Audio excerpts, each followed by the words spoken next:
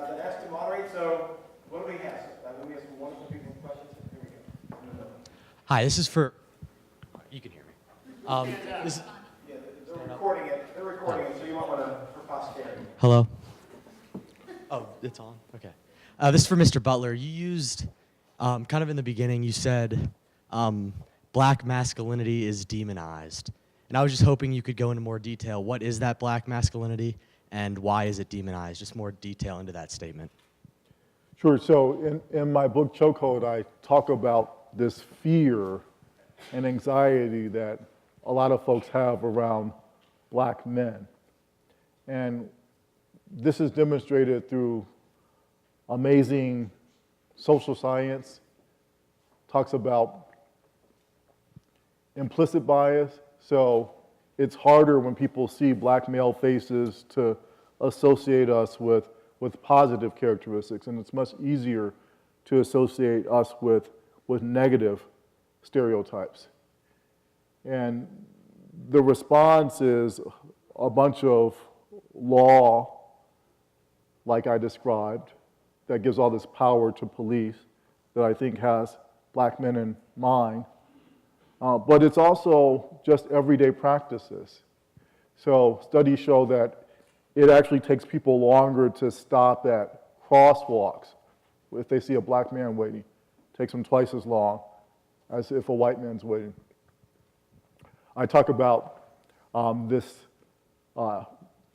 op-ed piece a guy wrote in the New York Times about taking Amtrak from New York to DC, a black man, and how people don't want to sit next to him. And on ESPN, there's a sports journalist named J.J. Andanad, who talked about the same effect on Southwest Airline. If you've ever flown Southwest, you know you get to choose your own seat. And J.J. says if there's a brother in the passenger seat, there's a brother in the aisle seat and a brother in the window seat, then the middle seat's the last to go. He said black men love Southwest because we get more leg room. So in the book, I talk about where this fear and anxiety come from. And as I suggested in my remarks this morning, some people want to blame black men. So I look at the statistics about who actually commits crime. And that's part of the equation, but I don't think that's the whole thing. That doesn't explain why if I'm on Amtrak, on like a cella in my suit, that people don't want to sit next to me there. I don't think people are concerned about being robbed or raped. So there's something else that's going on that's deeper. And I do think it involves this stigma. You know, my hero, President Obama, said, stop making excuses. I had this interesting kind of exchange, indirect exchange, with Valerie Jarrett, the President Obama's senior advisor. I was talking to a reporter about that clip I showed, and I said it was impossible to imagine Hillary Clinton going to a women's college like Wellesley or Smith and telling women, nobody cares about that glass ceiling. You know, forget about discrimination. And the reporter relayed that to Valerie Jarrett, and Valerie said that Hillary Clinton would do that, that's a kind of tough love that people give in their own community. I still don't see that. I think that there is something about this image that we have about black men that makes stuff look different when it happens to us. So in my book, I talk about stop and frisk, the way that a lot of brothers experience it as a form of sexual harassment. The police put their hands all over our bodies. And I think if that happened to other people, say white women, the police could randomly walk up to white women and put their hands all over their bodies, we'd immediately recognize that as sexual. But because, again, things that happen to black men look different than things that happen to other people, we don't see it. So again, people want to blame us the way that we perform masculinity. And I have a whole chapter in Chokehold about that. We're seen as thugs often. At the same time, and I'll close on this, we're the stars of pop culture, right? So in addition to being disproportionately incarcerated, we have an outside influence on you guys, especially young folks. So if you look at who's got the most Facebook followers, the most followers on Twitter, black men are disproportionately represented on that as well. It's related in some ways. The only black men who aren't entertainers or athletes, the only one is President Obama. All the rest are men who are literally celebrated for their big black bodies if they're athletes, or for their performances, often thug-like performances if they're hip-hop artists. So a lot to unpack, but I think a lot is based on concerns about black masculinity. Can I just want to jump in on that. I agree with Paul's answer, and I want to add to it when he talked about, that the explanation has to be deeper. And I think for me, a big part of the roots of the explanation that I don't think we've even begun to grapple with as a nation has to do with slavery and our history of slavery in this country and the ways it's distorted and degraded our thinking and seeped into our psyches. I think the roots of a lot of the studies and the things that social sciences have demonstrated, I think the roots of many of those come because of our history of slavery. So the first thing just to stop and appreciate is that we had slavery in this country for longer than we have not. So slavery gets discussed as an episode, like in a progressive school system, like the one my kid goes to. They have a unit on it. And I think it's good that they should have a unit, and I don't think it could be half the curriculum, but temporally, it should be more than half the curriculum. And it's presented as about 1/10 of American history. Now, if you add slavery and Jim Crow, we had those systems for 3 times as long than we have not in this country. But that's not even the main thing. Think about the lies that you have to tell yourself as a nation and as a people to justify regimes like slavery and Jim Crow. These are brutal, brutal systems where people are physically beaten, hung, burned, castrated, killed as a matter of routine and for their own good. You tell yourself. We tell ourselves in this nation.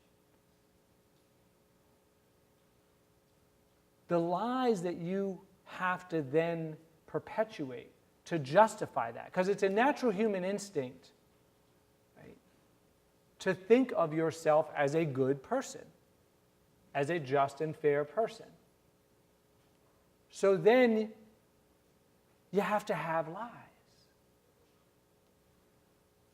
Blacks aren't human. They aren't fully human. They aren't full citizens. We write in the Constitution. Blacks have higher pain threshold. That's how you justify the extra pain. That's what they said explicitly in slavery. For longer than we didn't say this as a country, we said it. Black people are naturally criminal. Black people will thieve if you don't beat them.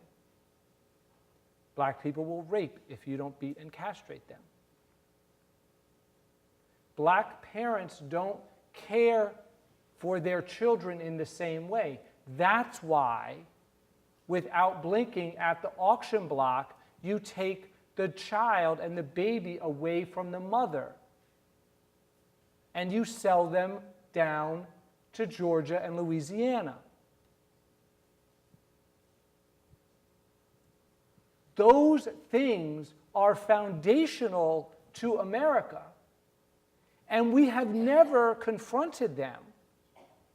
We have never grappled with them. We've never actually stopped. Like Obama's never given this speech, and nobody else has. We have a movie every 10 or we had Roots in like 79 and then 12 Years a Slave like 40 years later. We don't remind ourselves and teach ourselves through our history, through our public conversations, through our media, exactly all the ways in which America distorted itself, and it distorted what we believe. And by the way, relevant to my book, we all have been affected. Black people are not immune. Black people are not immune from these lies and these stories.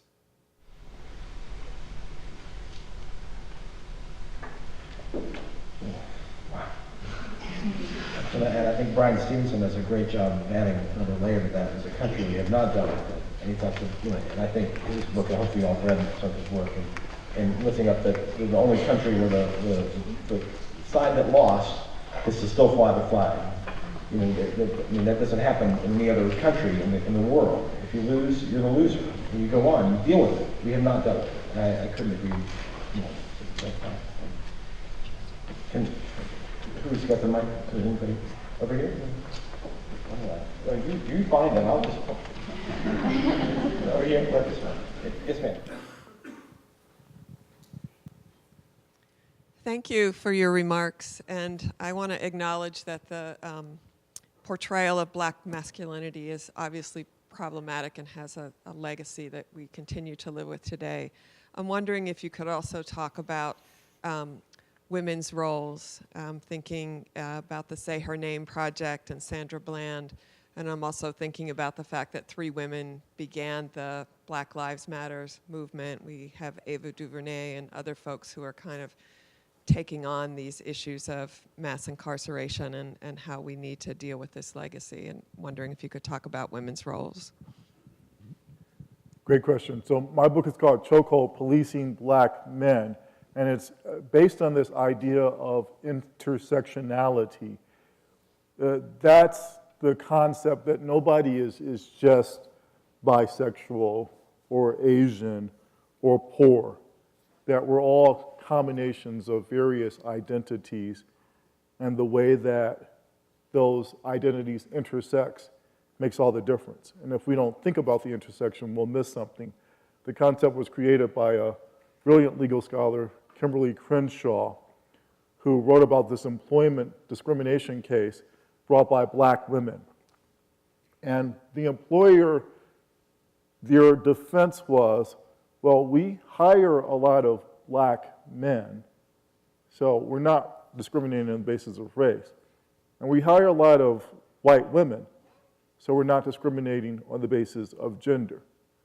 But they weren't hiring black women, and that difference wasn't being captured by this idea that all of the blacks are men and all of the women are white.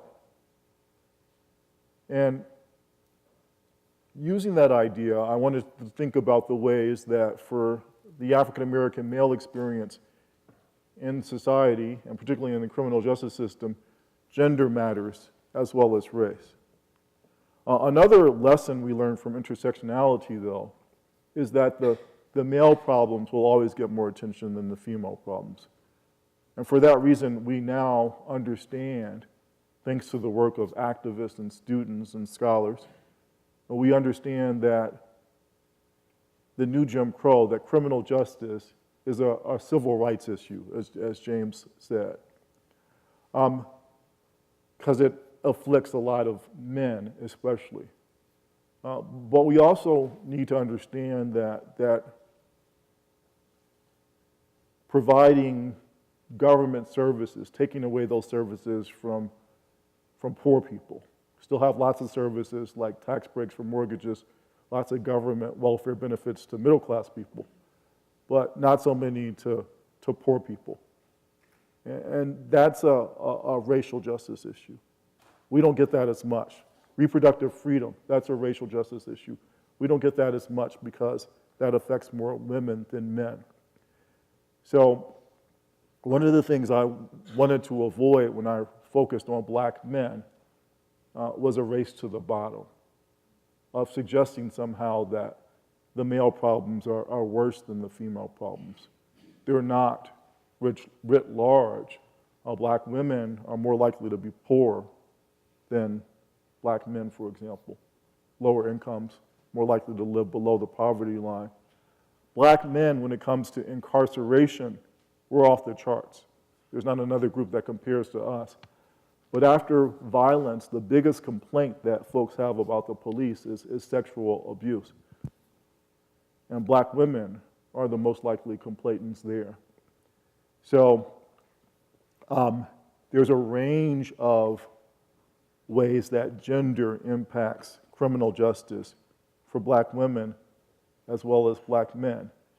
And you know, I said all of the women are white, all of the blacks are men. That's the title of a book. And the next line is, but some of us are brave. And brave African American women have been the primary leaders in the struggle for racial justice. A lot of people don't know that most of the Black Panthers were women. The people who started the movement for Black Lives are 3 queer women of color. So in Chokehold, I talk about this new move by a lot of black men to champion the cause of black women in the way that black women have always championed black male causes. Just real quickly, following up on that, one of the problems, and all of us are, you know, kind of, I don't know if guilty is the right word, but all of us reproduce this problem almost inevitably when we have public discussions of this issue.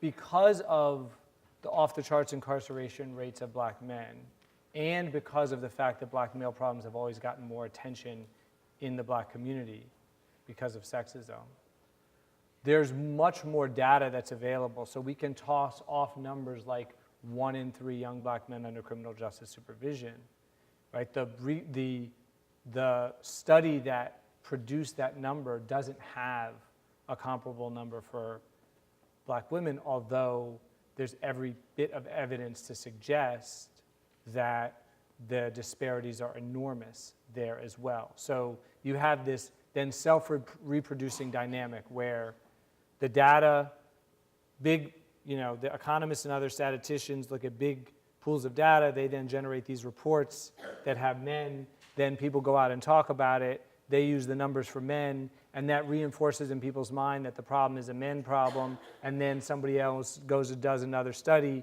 and they study men for, you just see it happening. One thing that I tried to do self-consciously in my book, I have chapters that are framed by stories of clients who are facing various forms of injustice in the system. And the one that I talked about to open this was a young man. But 2 of the chapters are framed by stories of female clients of mine, black women clients of mine.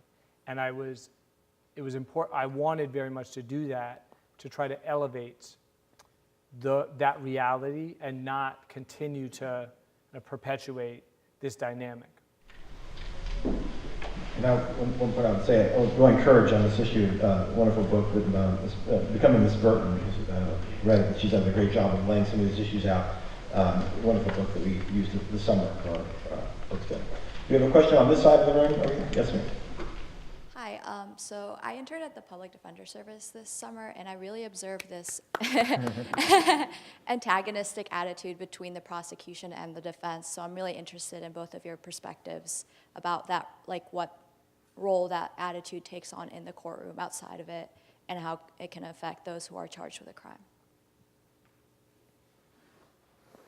Wait, can you just say one more word about when you say antagonistic attitude of Right. precisely what you're describing? Because Right, so I agree with you, but I don't know what you're talking So about. like outside of the courtroom, I mean like the defense team talking smack about the prosecution and their intentions and, their choices in carrying out their case, and then whether it be the police or the prosecutor talking to the interns or about why are they on the wrong side and why, when really we're all part of a bigger system. So I'm wondering what your perspective is on that antagonistic attitude when it's really, one big, larger system.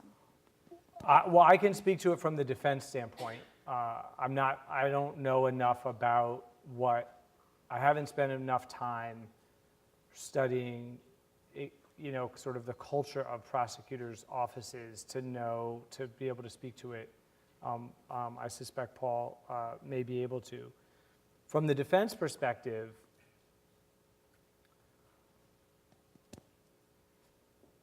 one of the core tenets that we learn at PDS and that I believe you learn at good public defenders' offices is that we are not all one system. And again, this is complicated because at one level, right, kind of factually, you are in the sense that you're both going to court, and in our case, you're both paid by the government, either directly or indirectly.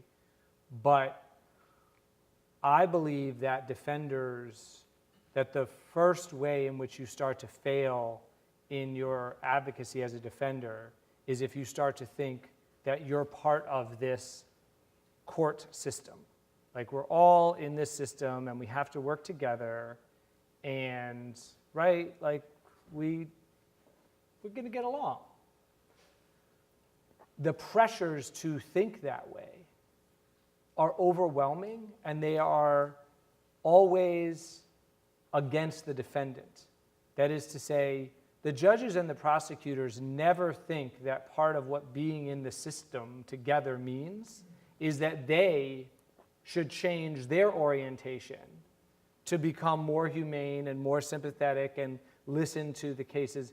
What that always means is that the least powerful person, the defender, is the one that's supposed to go along with the rules that have been set by the other people, the more powerful people.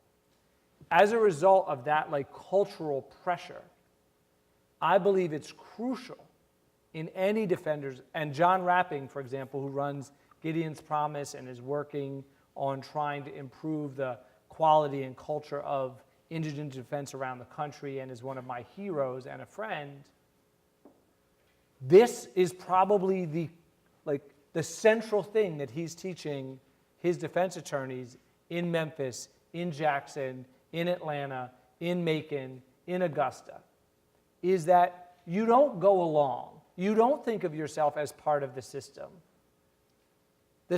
You are your client's representative. You are your client as much as you can be in the court process.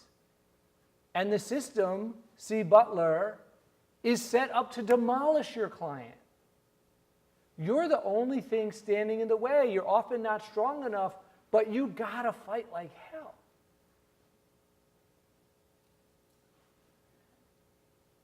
Judges often want lawyers, and they'll come and do trainings at PDS or otherwise. And they'll talk about, when they're training new lawyers, they'll say, somebody will say, well, do you have any advice? And they'll say, well, don't file frivolous motions and don't make frivolous arguments. The whole orientation and logic of the court system is to operate seamlessly, fast, efficiently, to put people in prison. That's what the system is doing. So if you want to be a part of that, you should leave the public defender's office and go be a prosecutor or do something else. But if you want to be a defender, your entire orientation has to be to muck up the system, to fight the system, to challenge the system, to not sit down, to raise your voice when the judge starts to interrupt you and say, no, Your Honor, I have to finish on behalf of Mr. Jones. This is his one day in court, sir. And he has some things that the jury or Your Honor needs to hear. Let them yell at you. Let them call your supervisor and say Forman's not going along. But don't sit down, because that means Jones goes to prison.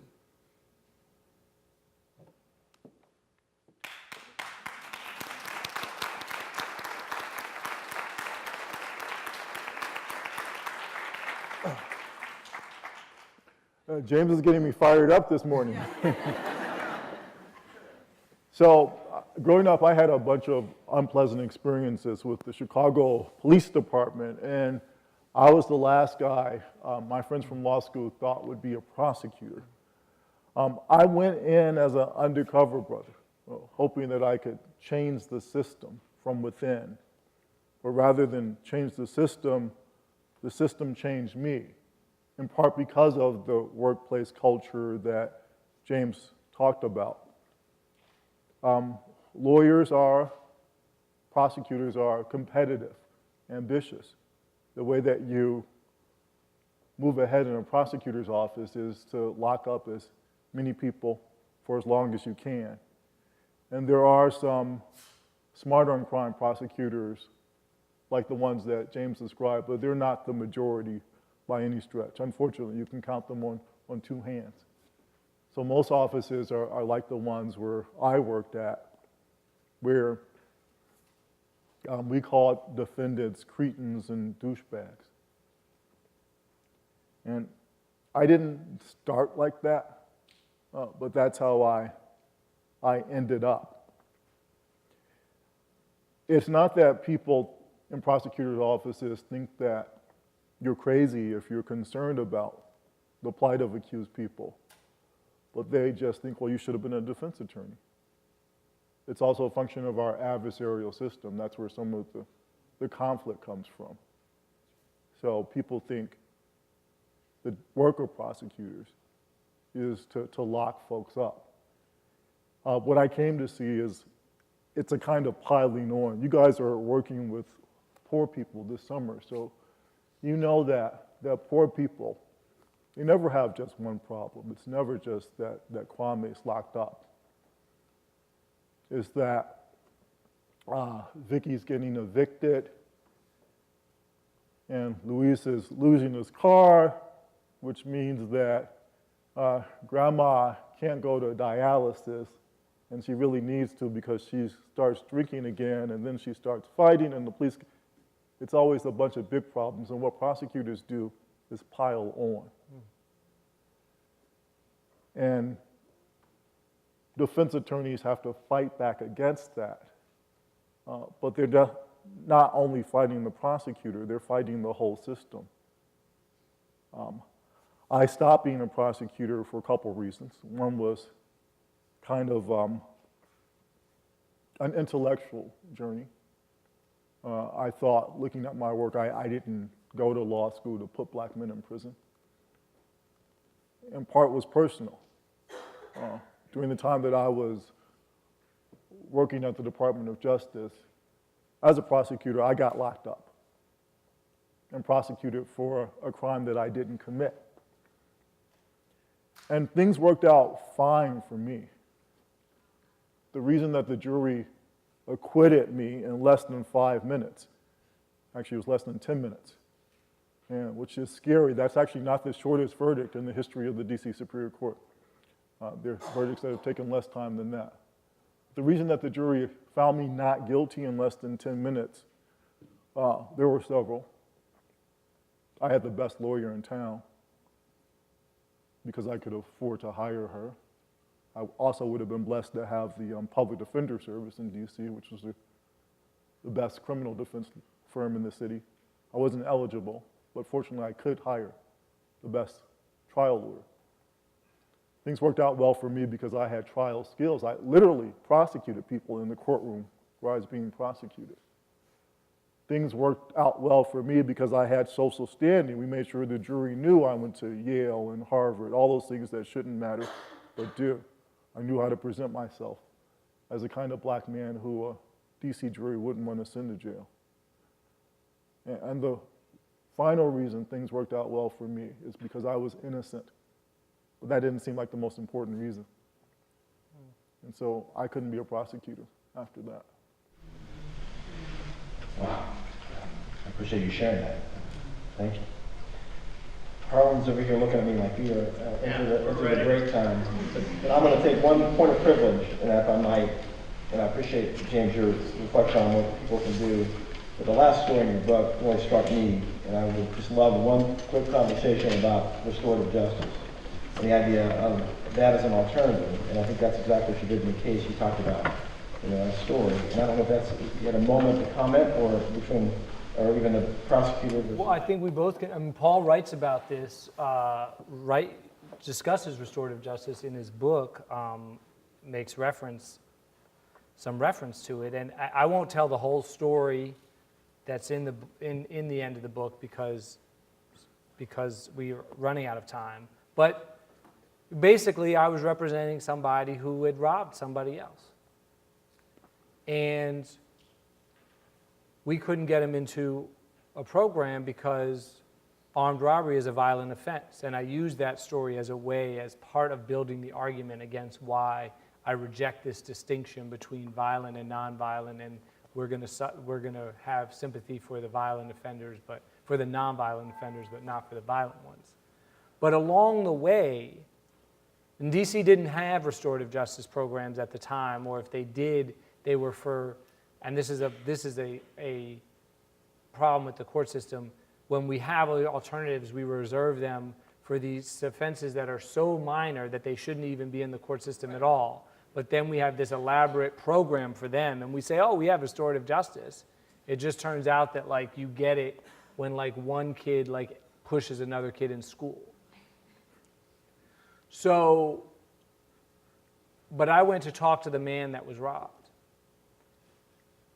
And I presented him with the apology that my client had given, an apology letter, but also an apology they had given on the night of the scene to the police. And I still believe to this day that the reason why this man who my client robbed was willing to go along with a program, which we eventually found, was because it had started with an apology. Not a fake apology, not a court apology that nobody believes and the prosecutor discounts, and you can see, I could see Butler or my version, sneering as my client is in court before sentencing, apologizing. Not that kind. A real one that was given before he even had an attorney, as on the night of on the scene. And restorative justice programs, the core impulse behind them is that communities, including the people that have been harmed, want most of all restoration. They want apology. They want to, in many cases, extend forgiveness. They want to share the harm that has been caused to them, the trauma that they've experienced as a result of this crime. They want counseling and treatment for that in many instances, which can be provided through a restorative justice framework. And in many cases, they want, after hearing the story of the person who harmed them, they want that person to get help. This is especially true in communities of color, but it's true more broadly. The Alliance for Justice has done amazing research where they polled people. And if you tell people that have been victimized by crime, their choices are prison and nothing, most people say prison. But if you ask people, the choice is not prison or nothing, but the choice is prison, nothing, or treatment for you, for how you've been harmed, treatment for the person that's harmed you, addiction services if that's appropriate for you and or the person who harmed you, mental health treatment and counseling, an apology, restitution. If you give people those slate of options, overwhelmingly by margins of 2 and 3 to 1, that's what they choose. So one of the lies that we've been selling people over the last 50 years is that we are going to repair your harm through prison for the person who committed the crime. And it overwhelmingly doesn't repair anybody's harm, in addition to all the things we've been talking about today about making life worse for the person who gets incarcerated. And so that's the That's the impulse behind restorative justice. It's, I think, one of the most exciting things out there right now, particularly the programs that are willing to work with people that have committed crimes of violence, that don't limit themselves to the very, very minor offenses. It's also something, though, that's only as good as the actual program, not the name, but the actual on-the-ground program that's in operation. We have a lot of labels in our criminal justice system, and I all the time would get clients put into programs that existed on paper, but when you actually got to them, they were terrible. And one thing I think those of us that are fighting for a more merciful or an abolished system of mass incarceration have to really start to dig in and invest in is making those programs work, building them up from the bottom. Because I don't know whether I support a restorative justice program in my community or not until I actually know how it works. And so that's like the next level. That's the next, to me, frontier. As we start to build up some of these alternatives, we have to make them excellent alternatives. Yeah, I mean, I just say Google Common Justice Brooklyn. Common Justice, this is the name of a restorative justice program in Brooklyn. It's only for people who've committed crimes of violence. The victim has to agree to go into this program with the offender, and it's removed from the criminal justice system and goes into this restorative justice model where the guys have to take responsibility for what they've done and they have to make amends to the victim. When I talked about abolition and how crazy it sounds, we already know it's not crazy because about 50% of people who are victims of a crime, they choose abolition from jump. They don't call the police because they know it's not going to make things better. So for women in Brooklyn who've been victims of violence and men, when they hear about this program, they're all for it. And it works better because folks have to be accountable. Sometimes the brothers in the middle of this, they say, man, I wish I'd gone to jail. This is too hard. It's too hard because it forces them to be responsible for what they've done. And at the end of the day, I don't sound like one, but I'm still a prosecutor in that I want communities to be safe. And this works better at making communities safe. A much lower recidivist rate from guys who've been in this program than from people who've gone to prison.